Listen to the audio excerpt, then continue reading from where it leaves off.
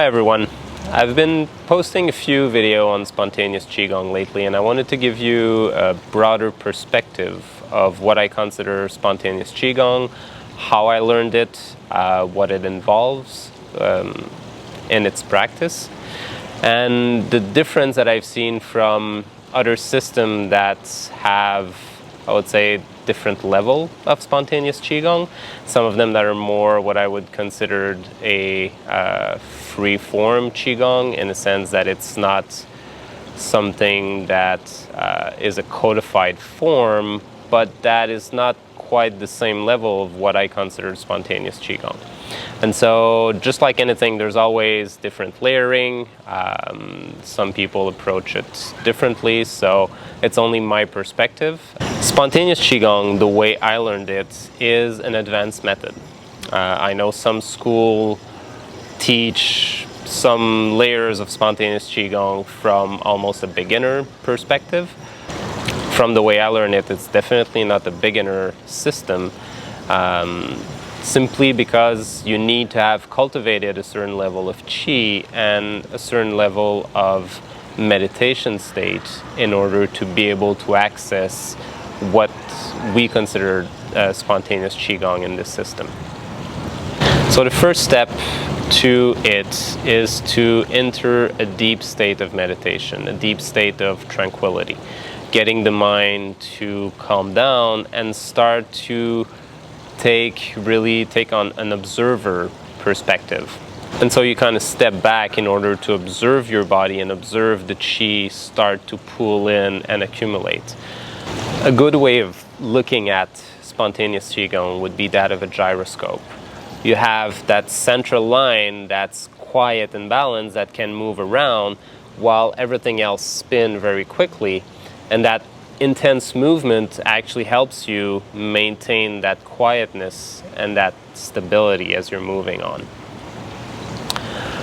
What's very interesting is that if you start to think and you kind of lose that stability, you're being taken by the movement, just like when a gyroscope starts to slow down its movement and kind of lose the balance, it just starts to spin and fall.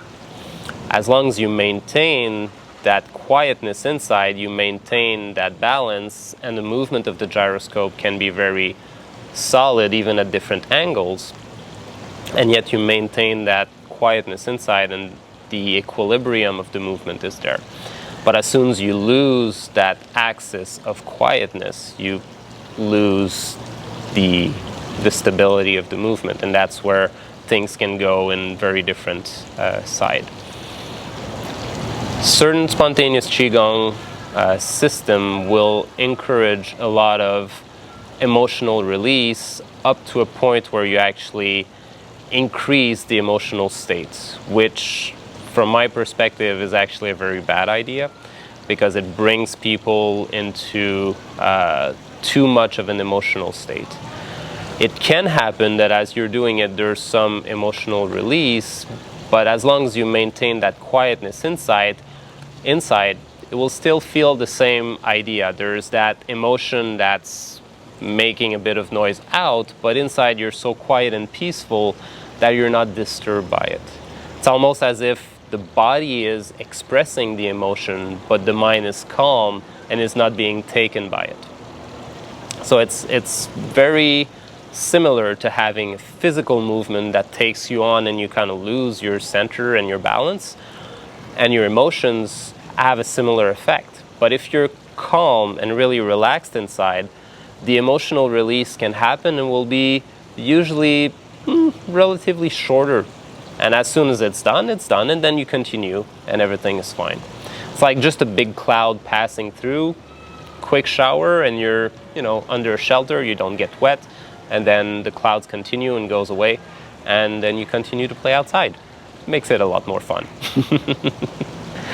So rather than indulging in the emotional release, which can actually create a vicious cycle of strengthening the negative emotion, you just let it pass. Some other system that I've heard of sometimes use more of a very soft approach, often presented even for beginners, where they get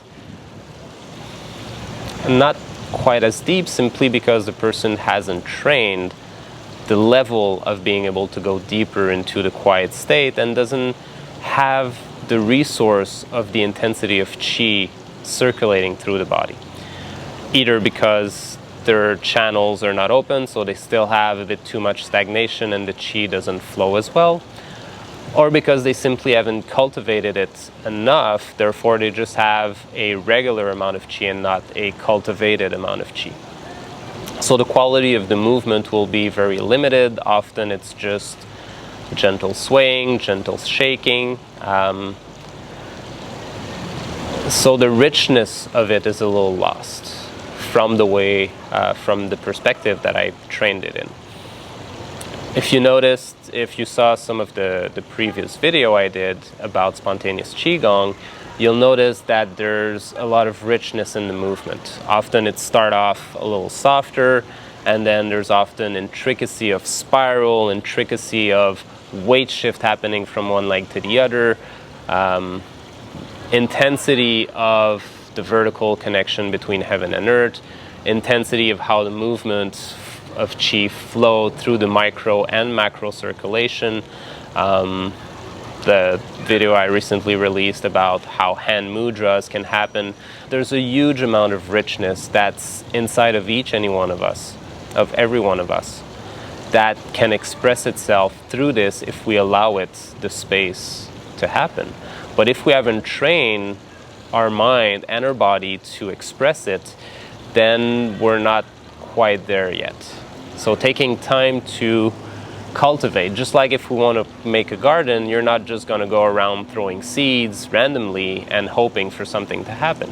So to me, Spontaneous Qigong is a little bit the same. You want to take the time to cultivate your body and mind to reach the state into which you can actually allow the richness of what's inside of you to express itself. In a sense, to me, Spontaneous Qigong can be a full practice in and of itself once you reach the right level.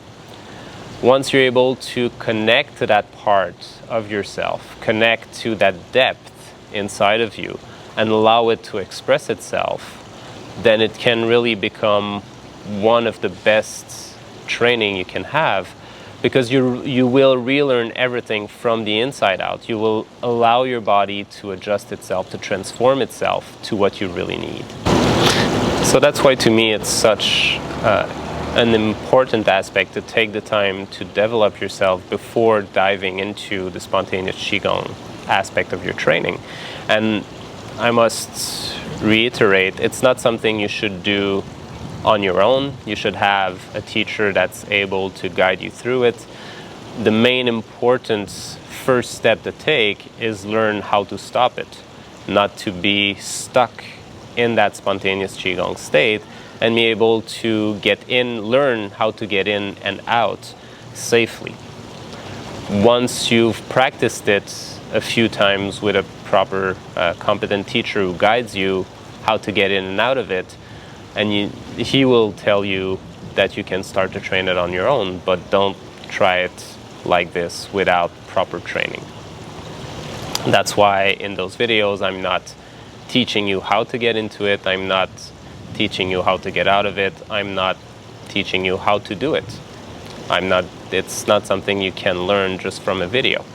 Otherwise there's too much risk. When I'm talking about risk, I'm talking about serious risk. People who get stuck, who can't stop Spontaneous Qigong and have random movement happening to them anytime during the day. People who actually end up being stuck in an emotional trauma and develop mental illness from it. So there's really serious risk of not doing Spontaneous Qigong properly at the level that I'm talking about. So I hope this kind of express a little bit more my perspective on Spontaneous Qigong and the way I learned it. If you have questions, let me know. Just write it down in the comment. If you enjoyed this explanation, give it a thumbs up. Yay! Hope you guys will have a beautiful day, and we'll talk to you very soon. Bye.